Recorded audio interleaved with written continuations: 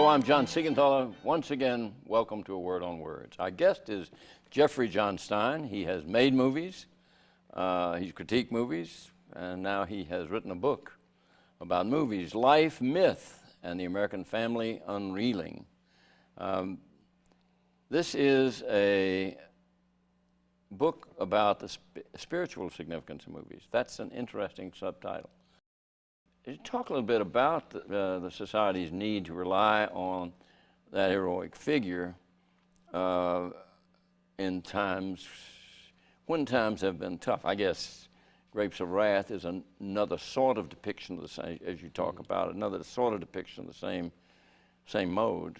But that reliance on the film to identify characters who are indeed heroic has been a big part of the evolution of movies in this country. And one of the distinctions I make about what I consider excellent movies is that the hero doesn't always win, but they win spiritually. And they also, it's axiomatic that in good movie making you have to have conflict, and the protagonist has to have conflict.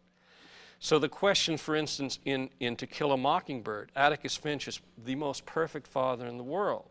But the question, what does he have to learn?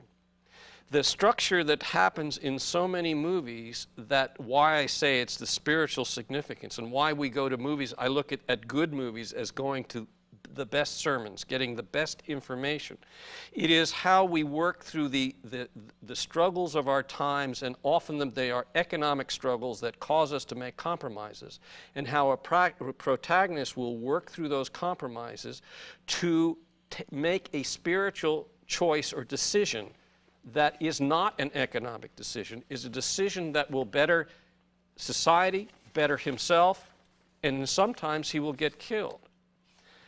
The issue, for instance, Tom Joad in Grapes of Wrath starts out by saying, it doesn't matter what happens to anybody else, it's only what matters to me. At the end of the movie, he takes his message from the guide, who is Casey, who is I say as a John the Baptist, although some people have said he's Jesus Christ. That's the Carradine.